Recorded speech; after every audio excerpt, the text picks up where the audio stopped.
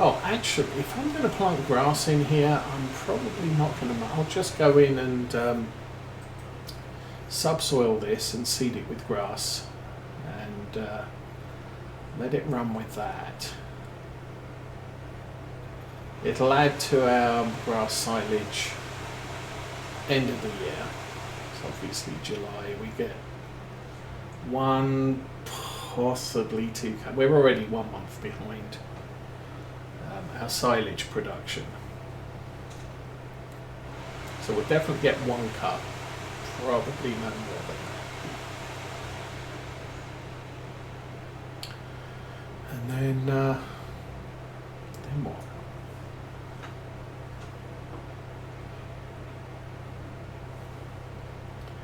Then I can look at planting possibly sunflowers in this field next year. We've got the planter now, so that's good.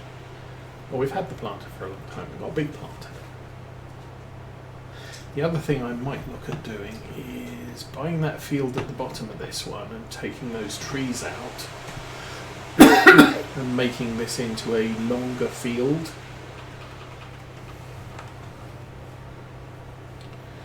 For our oil crop.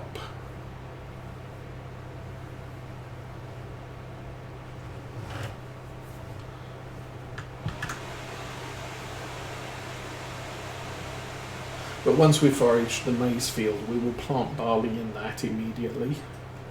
The barley field will have grass in it until next spring.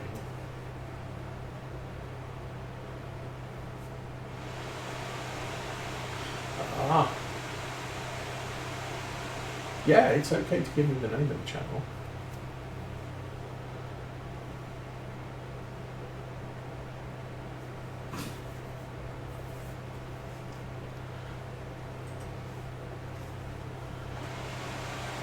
It's the farmer we get our beef from.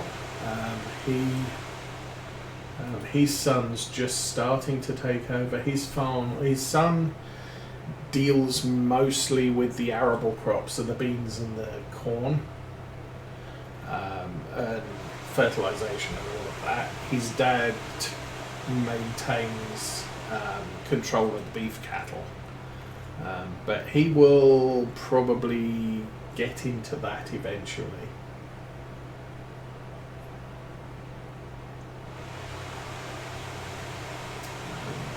Which is nice.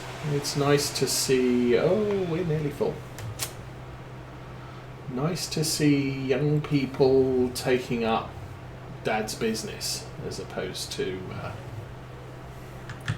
going off and doing other things. There's a couple of farmers I know who have kids, and the kids do help out on the farm, but as they're getting towards there, I'm about to be old enough to live my own life, they're getting to the point where actually I don't want to be a farmer when I grow up. And dad's getting old.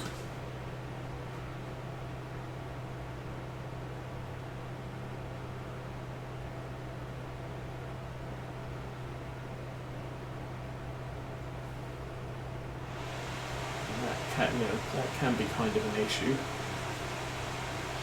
Okay, well, it's only 10:30 still. That's good. So we did a lot of bale haulage this morning. Now, as expected, we're into the harvesting thing. Am I going to make it to the end of the row? Would be good.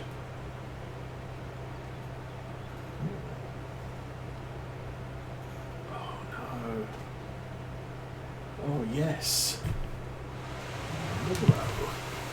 Nice.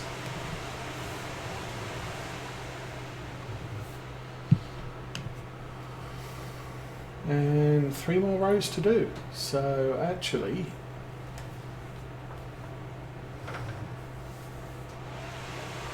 this hasn't worked out too badly. And this truck is nowhere near full.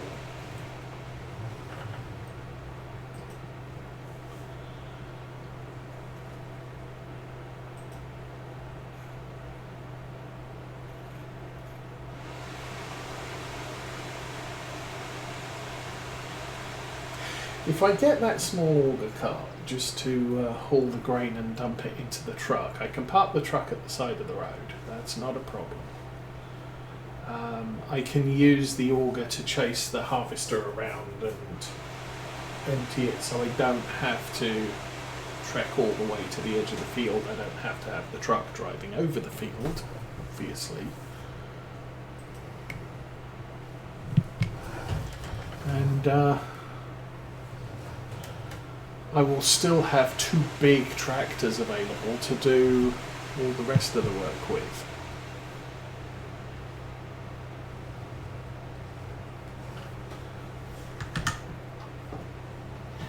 Okay, 2 more rows, go.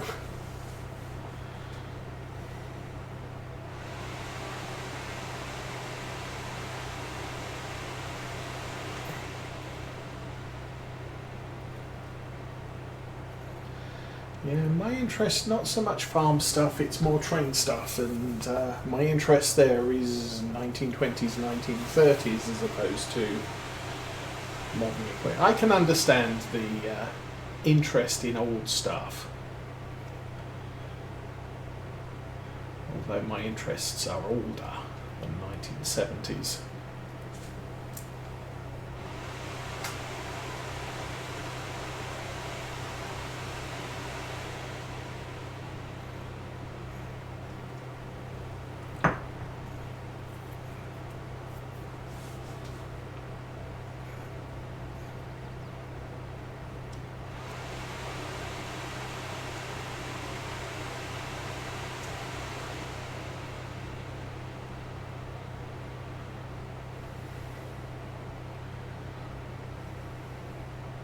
Well, one alternative you have, if you are featuring vintage equipment, you could have open days where the public can come along and pay an entrance fee and see old equipment doing farming things.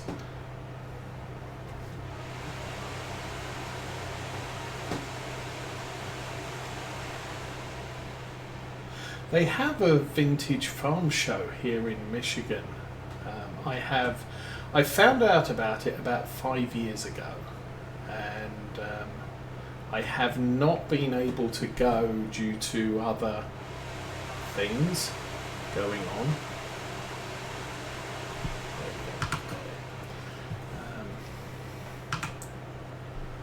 But I still want to go to that because they have, I mean, they've got the old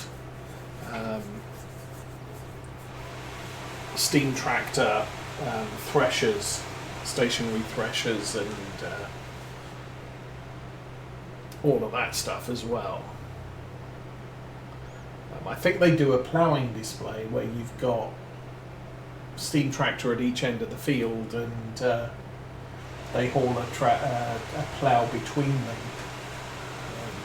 All really interesting stuff. But like I said, I have not had a chance to go up there. So I think the first year I found out about it the week after it happened. And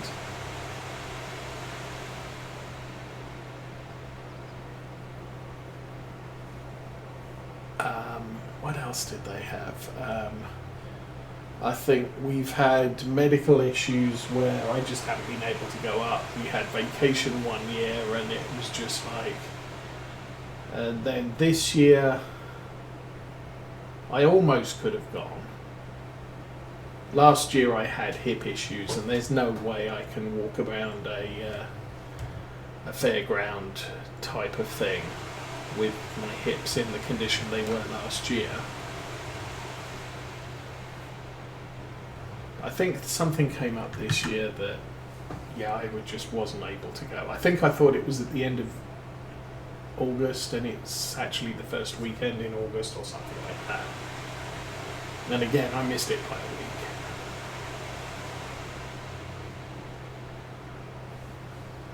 We'll have to be more fastidious next year and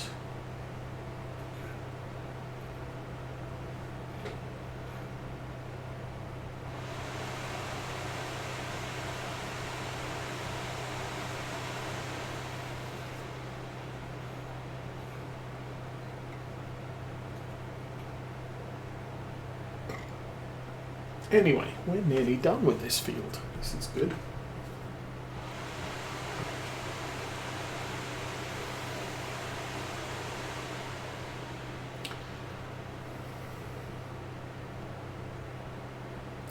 So we'll get this done. We'll dump the grain in the cart. And then I think I will bring the Magnum. Is it a Magnum? Can't remember. The Case IH down here with the subsoiler. And start ripping up the field. So there's no need to wait for that.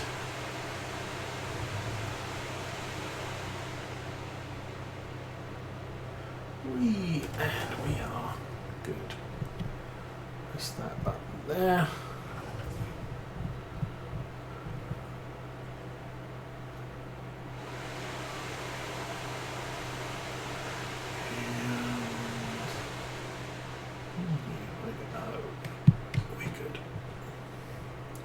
This is a really long pipe for the size of header. You can see how stupidly small this header is on this harvester. Maybe next year we'll get a big draper that's more appropriate for this harvester.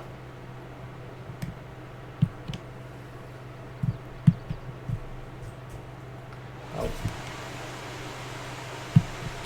Now we can do that. Now we can do that.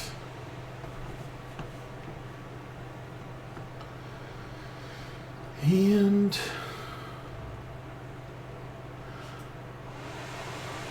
the biggest problem with this header is actually driving in cab.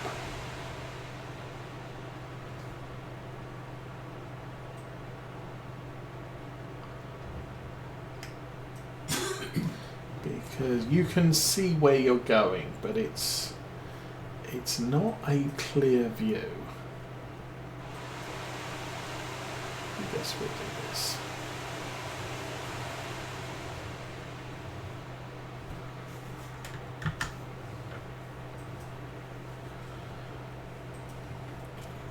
But in the real world, you could shift around in your seat to see what you need to be able to see. I just, the way this is set up, can't see a thing. Anyway, here we are.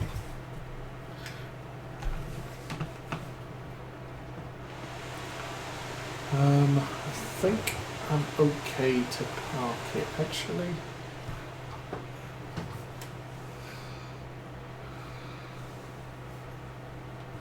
Park it here. That's good. Okay, engine off. Let's go find the truck. There is the truck. There's the truck. Yes, the government discourages a lot of traditional things like growing food. Oh, you can't grow food. You need to set aside half your land for wildlife preserves.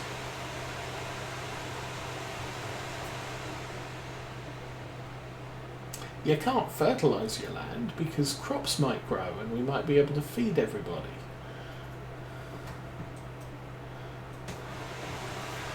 I'm not entirely impressed with problems usually start when governments get involved in things they don't know anything about.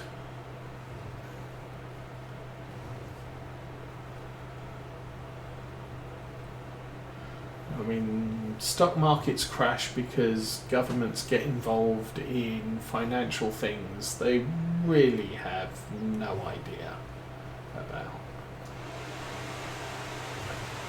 Housing markets crash.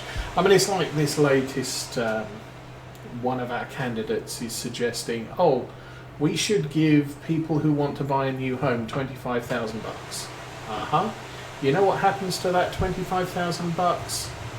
All the houses get $25,000 more expensive. Because people say, oh, free money from the government? Well, how about you just give it to me and you can have my house at the price, plus the price I actually wanted for it. So if I want to sell my house for 175,000, and the government says we're going to give potential buyers 25,000, my house is now worth 200,000 because the government's subsidising it.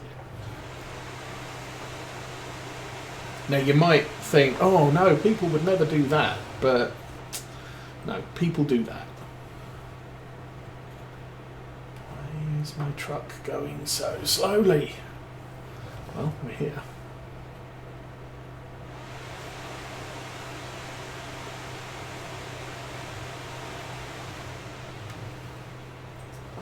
I mean, it's why students have huge student loans, is because government says, yes, we will guarantee student loans. So the colleges have said, fine, we'll put up our prices because you're just giving money to the kids to take college courses.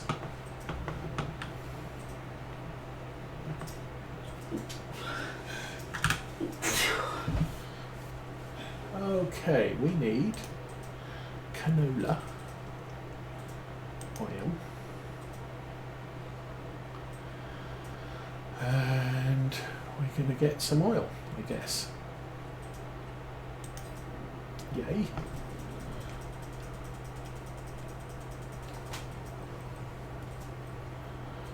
And now I have to get out of here without seeing where I'm going. Okay.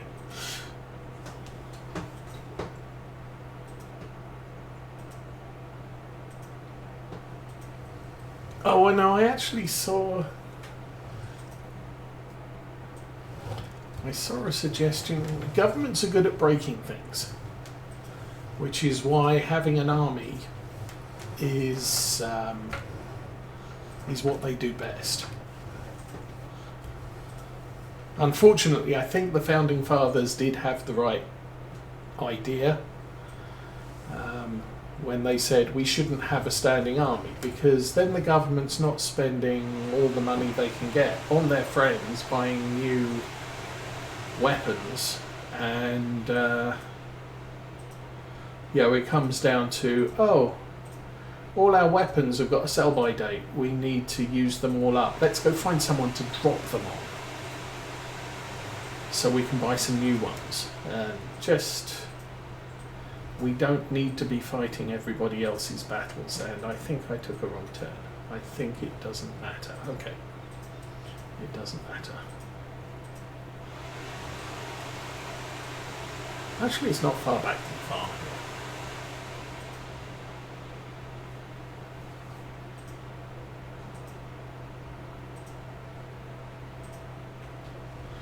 Actually, there's two fields there we could buy to extend this one.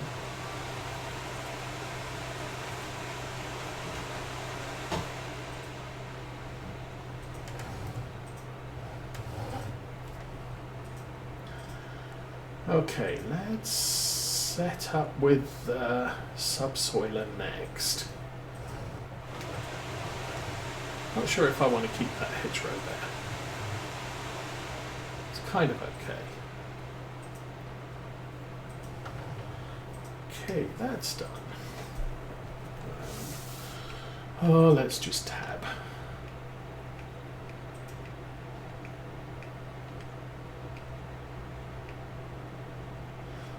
There, and I'm probably going to have to jump out anyway.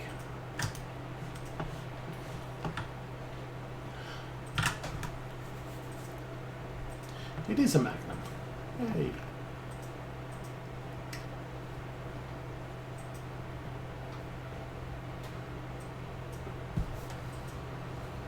Skinny little tractor for its size. Probably isn't, but because it's so tall, it just appears that way. Okay, which is the subsoiler is the yellow thing, I do believe.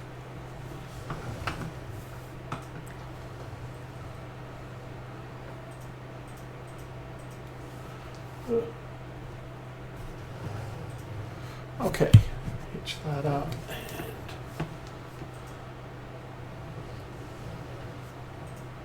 I think this is the first time I've actually featured a case, at least a big case, anywhere on any farm at any time.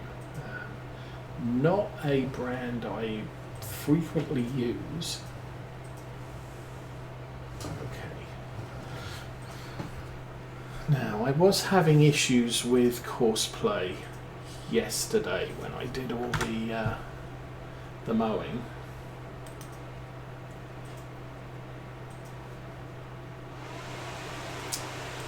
Generate field. Yes, cancel that. So, taken to driving well into the field before I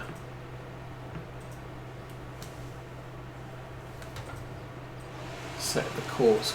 It seems if you're too close to the edge of the field, sometimes it will extend the work area past where it should, and my mower was actually driving into hedges because courseplay said, hey, the field extends 10 feet outside of that hedgerow.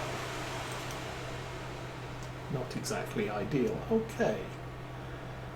Well, 959 steps, huh?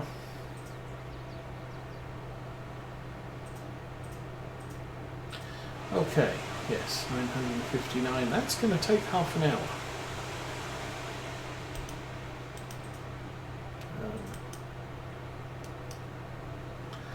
Let me change that to yellow and close that off. So that's looking good, and more importantly,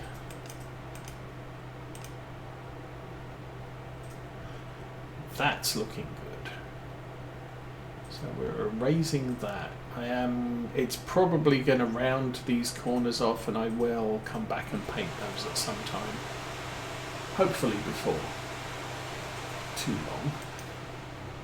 In the meantime, let's go to the store, let's buy more toys. Oh no, oh yeah. Okay, that is 180 horsepower. Wheel setup is standard. Or big. Standard. Standard 2 is bigger. Actually quite good. And those are huge. We'll do huge. We will take the license plate off because UK requires license plates to be the same as the vehicle that's hauling. In other countries, trailers get their own license plate. Okay, we have one of those. Now we need to go and fetch it. So, and that's the guy I want. So you might be wondering, this is actually, get out of that. If I tab backwards, that's the first piece of equipment that comes up. The reason is I've just modified this tractor and put wide wheels on it. I didn't put weights on it. I could have done that, but I did put the wide wheels. So this is no longer set up as a spraying tractor because we don't need one of those anymore. It still has the Azaria Pro crop sensors on it, so I could spray with it if I wanted to. We still have the John Deere sprayer, but this is now more of a general use tractor that we are, that we're using here. Now, I will look at some of the, once we start producing the canola oil, I'll start looking at some of the stuff. What stuff? Things and stuff. Recipes at the bakery to see what needs canola oil. And if it's not too difficult to set those recipes up, I will I will try and set it up so by December we may be able to get some production out of our bakery. But if canola oil needs to have other stuff that we are not producing right away, then we'll probably sell the canola oil. I might sell some more of the flour as well, because obviously we're about to dump a ton of flour in, or a ton of grain in the flour mill, and that's going to be fun. Oh, people crossing the road. And I still don't have a GPS on this. And, yeah, I didn't need one because up until now, as I said, this has been the spraying tractor. So we haul the sprayer around. I can see where I need to go by the ground texture, and I can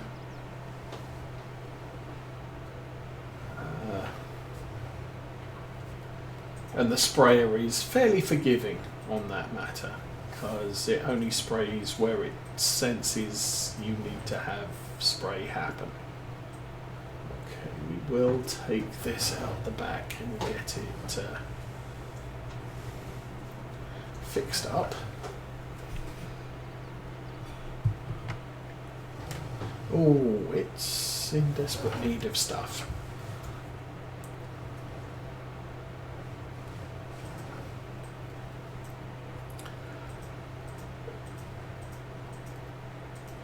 Might have a look at the tractor. It's running a little bit rough as well.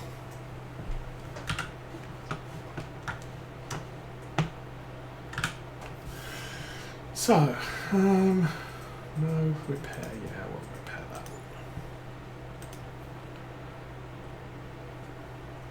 Last service was 44.5 hours ago. Next service advised for 39. So actually, no, last service was at 44.5 hours. We're now at 53. So we've done about 10. We will repair it though. And that almost definitely needs service. Next service advised at 18:30. We could service it, but I'm not going to do that right away. We'll let it run for a bit. We're not going to put too many miles on that thing, or hours on that thing. It's mostly going to be sitting around and waiting for stuff to happen. But that's all good. When everything's up to 100%, we can... Oh, I'm sorry. I've had that happen to me in real life. You see a person walking along the side of the street, okay, fine, and then they just step out into the road. It's like, boo!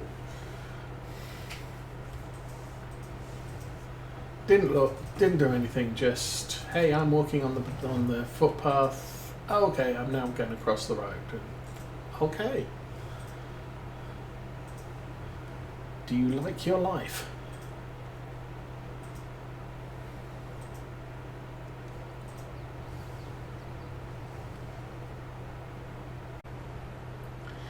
So I think my question here is, should I just set the harvester off